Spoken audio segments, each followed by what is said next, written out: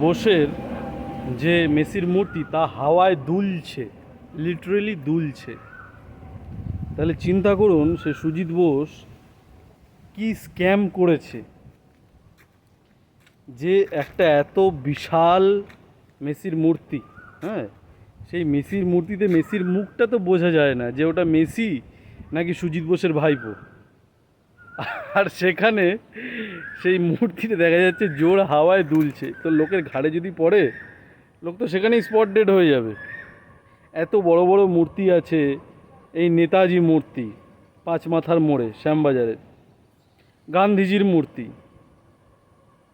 শরৎ বোসের মূর্তি আছে এসপ্লানেডে রাজভবনের কাছে। এরকম বড় বড় মূর্তিগুলো আছে পাথরের, ঠিক আছে, কোথাও নড়ে না, কোথাও কিচ্ছু হয় না। আর কিনা সেই লেক টাউন যেখানে কিনা মানে স্ট্যান্ডার্ড লোকের বসবাস, ভালো ভালো লোকরা থাকে। আমরা তো ওই অচপাড়া গাঁয়ে থাকি, হ্যাঁ, আমরা আমাদের আমাদের ব্যাপারটা অত দেখে লাভ নেই। সেই স্ট্যান্ডার্ড লোকেদের পাশে যে বিশাল মূর্তি বানানো হয়েছে, স্ট্যান্ডার্ড লোকেরা যদি সেখানে আশেপাশ দিয়ে যাতায়াত করে, তার কারোর ঘাড়ে যদি পড়ে সেই মেসির মূর্তিটা, তাহলে কি হবে চিন্তা করুন। সুজিত বোসকে তো পুলিশ ধরে নিয়েছে, সুজিত বোসের বাড়ির লোককে কি ধরবে পুলিশ? যে এই মূর্তিটা তুমি বানিয়েছো কেন, তোমার বাড়ির লোক বানিয়েছে, তোমাদের অ্যারেস্ট করাবে, ধরবে কি? ধরবে না। একটা মানুষকে কতবার জেল খাটানো হবে, কতবার ধরা হবে? তাই এই সুজিত বোস এত এত স্ক্যাম করেছে, অত বড় অত উঁচু জায়গায় বসানো একটা মূর্তি লিটারেলি দুলছে, চিন্তা করুন।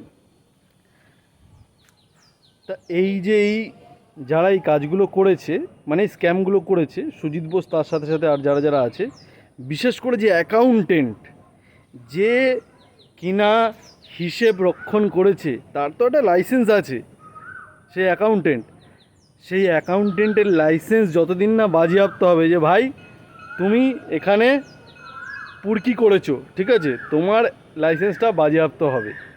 এই রকম দু চারটে লাইসেন্স বাজেয়াপ্ত করলে অ্যাকাউন্টেন্টদের পিছনে ভয় চলে আসবে। তারা তখন আর এসব নেতা ফেতাদের সাথে বসে এই স্ক্যামগুলো করতে পারবে না। তাই এই অ্যাকাউন্টেন্টগুলোকে ধরা হোক। পৃথিবীতে সবচেয়ে শয়তান হচ্ছে যারা কিনা পর্দার আড়ালে থাকে, মানে যারা কিনা সেই নাটকটা করায়, হ্যাঁ, নাটকের পিছনে বসে থাকে, সেই যে শয়তান, সেইগুলো হচ্ছে অ্যাকাউন্টেন্ট। এই অ্যাকাউন্টেন্টকে ধরে যখন গাদন দেওয়া হবে, তখন মানুষ বুঝতে পারবে যে হ্যাঁ, আসল লোককে গাদন দেওয়া হলো। কাজেই অ্যাকাউন্টেন্টরা এবার সাবধান, তোমাদের দিকেও আস্তে আস্তে হাত কিন্তু আস্তে আস্তে বাড়ছে, ঠিক আছে। তোমরা তলবি তলপা গুটিয়ে দরকার পড়ে পালাও, হ্যাঁ, আর না হলে আর কিছু করার নেই, তোমাদের ধরা হবেই। যারা যেসব অ্যাকাউন্টেন্টরা এইসব করেছো, মূর্তি এরকম হিলছে আর তোমরা সেখানে 1 কোটির জায়গায় 5 কোটি টাকা হিসেব দেখিয়েছো, সেইগুলোকে ধরা হবে, হ্যাঁ, চিন্তার বিষয় নেই। কিন্তু এই কলকাতায় আমাদের সাথে কি হলো, যেখানে টেমস নদীর ওপরে সেই ব্রিজ শ বছর ধরে আছে, যেখানে আমাদের এই হাওড়া ব্রিজ ইংরেজরা বানিয়ে গেছিল, এখনও চলছে, আর সেই কলকাতায় দাঁড়িয়ে এই দেশীয় লোক, আমাদের ভারতীয় লোক, ভারতের পিছন মারছে, ভারতের সাধারণ মানুষের পিছন মারছে এইগুলো করে করে। টাকা তো খাচ্ছেই, আর এই যখন এই স্ট্যাচুটা লোকের ঘাড়ে পড়বে, তখন তার তো জীবন যাবে। এইগুলোর দায় কে নেবে? সুজিত বোসের ফ্যামিলি নেবে? সুজিত বোস তো জেলে, কে নেবে এর দায়ভার? তৃণমূল নেবে? মমতা ব্যানার্জি নেবে? এর দায়ভার কে নেবে? মানুষের সাথে লিটারেলি যে অন্যায় হয়েছে, সেই অন্যায়ের কোনো লিমিট নেই, লিমিটলেস অন্যায় হয়েছে মানুষের সাথে।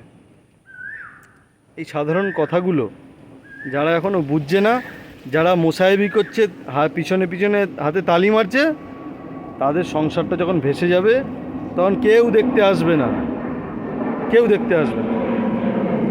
কাজেই অন্যায়ের প্রতিবাদ করুন, অন্যায়ের বিরুদ্ধে বলুন। যারা আপনার এলাকায় আপনার পাড়ায় অন্যায় করেছে, তাদের বিরুদ্ধে অন্তত বলুন যে আমার পাড়ায় এই অন্যায়টা হয়েছে। কেননা অন্যায় যে করে আর অন্যায় যে সহে, তব ঘৃণা তারে যেন তৃণ সমদহে। ধন্যবাদ, ভালো থাকবেন।